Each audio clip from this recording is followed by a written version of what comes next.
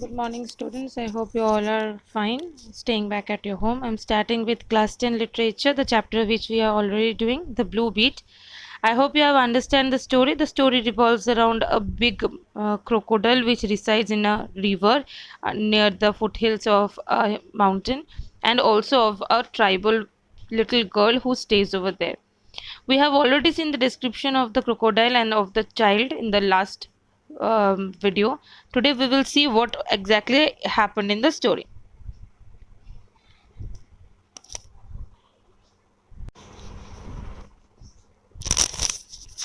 In all her life, she had never owned anything but a rag. She had never owned even one anna, not a piece, not a piece, not a pie, even to buy, say, a handful of blown glass beads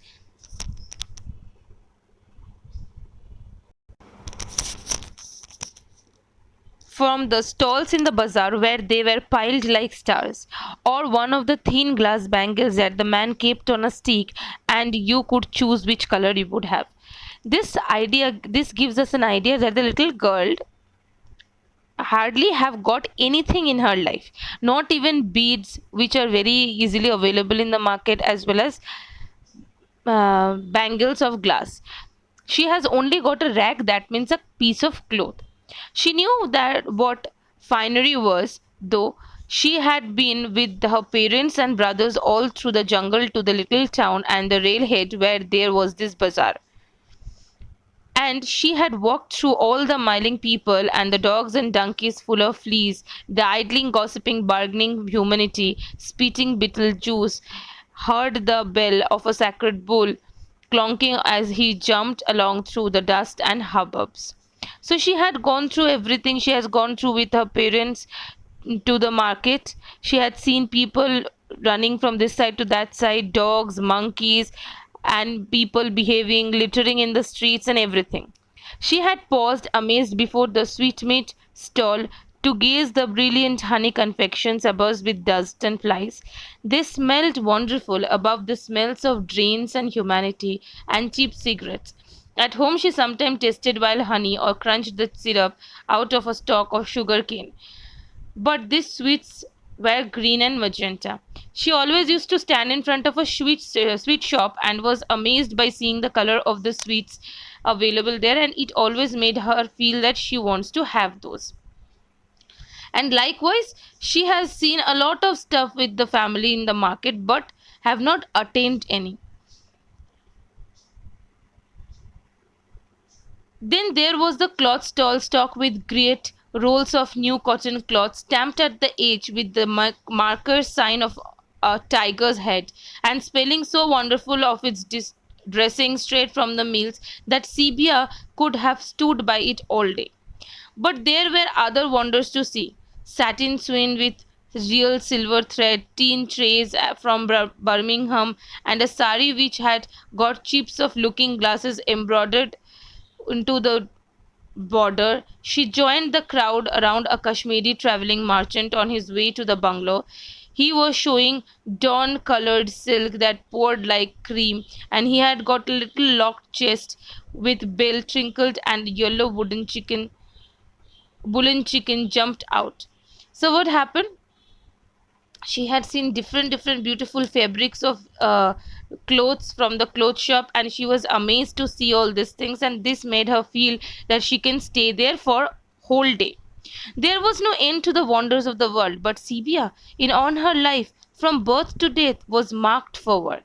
Since she could toddle, she had husked corn and gathered stick and put dung to dry and cooked and weeded and carried and fetched water and cut grass from for fodder.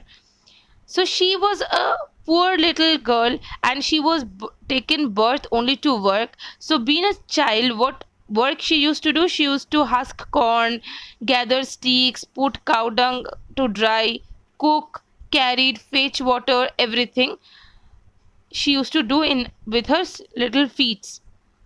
She was going with her mother and some other woman now to get paper grass from the cliff above the river.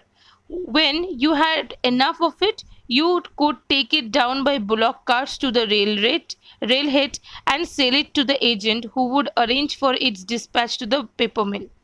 The woman often toiled all day at this work, and the agent sat on silk cushions smoking a hookah. Such thought did not trouble Sylvia, however, as she skipped along with her sickle and homemade hay fork beside her mother. She could skip on the way out, and but no, not on the way back when you aged with tiredness and there was a great load to carry. So she and her mother and all the women of the village used to go into the hills to collect paper grass, and to bind them properly and sell it into the market, which was sent to the paper mill by the agent. She always go with her mother, but she so that she can um skip the working part and go somewhere else. But while coming back, she is very tired and she has to carry a lot of load. Some of the women were wearing necklaces made of lal biggies, the shiny scarlet beads, black one end, that grew everywhere in the jungle. It was best to have new necklace each year instead of last year faded one. And Sibia was making one too. How nice it was going to be to hear that rattling swish around her neck as she frowsed along with lots of necklaces. But each seed, hard as stone, had to be drilled with a red hot needle, and the family needle was snapped, so she must wait till they could buy another. All the women wear necklaces made up of beads from the forest, and Sibia was also making one, but as she needs the needle to put it, and the needle of the family has snapped, that is broken, was waiting for another one which they will buy. Oh, for strings and strings of glass and beads, anklet, earring, nose rings, bangles, all the gorgeous dazzles of the bazaar, all her little golden body decorated. Chattering as they went, the women followed the dusty track through the river. Over their head, they passed a Gujar encampment of grass hut, where these nomadic graziers would live for a time until their animals had perhaps finished all the easy grazing within reach, or they were not able to sell enough of their white butter and white milk in the district, or there was no one to buy the young male buffalo for tiger bait.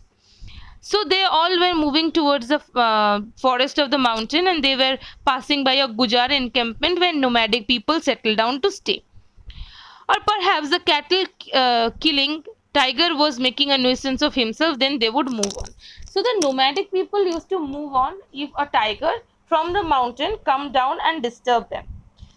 So in this particular time, we will find out that Sibia will be going over there. She has a habit of putting clay dishes out into the mountain caves to dry so that she can put it back in her house to use. While she will be doing it, and her mother will be collecting all the grass plants, paper grasses. While coming back, she will remember that she had forgotten the dishes. While her mother will go a bit ahead, she will go back in order to bring those dishes. On her way back, she will find out that a woman of the Guzana encampment have come into the river to take water from it, and in the meantime the crocodile will come out and will drag the woman down along with it to eat. Sibia, on her contrary, tried to save the woman, and while doing so, she had a tough fight with the crocodile because it is a huge beast and she is a very small kid. And in order to save the woman, she had a hay fork with her. She threw it on the eye of the crocodile. It got hurt and it leaves the woman and it moves out. The woman was saved by Sylvia, and she felt really good. Meanwhile, her mother, with not finding her after her, came back running and searching for her. She started scolding her, but when she came to know about all the bravery that Sylvia has shown in order to save a woman, she also felt very good. She felt so good that she appreciated Sylvia for her effort. And while Sylvia went back to bring her hay fork, she found something near to the bank of the river, something which is sparkling, something which is very beautiful looking. And as she went to close to it, she had found her last blue bead of the necklace that she was making, and that bead was the most sparkling one. And as if God has given that bead to her for the bravery and the good work she has done in order to save the woman from this, in from the big animal, and save her life also. So I have you read the whole part of it, and I hope you have gone through it. Go through it, because I have also given you the PDF. I have told you the whole story, how this thing will move ahead. You go across, you go through the text and tell me if you have any problem. Thank you and have a nice day.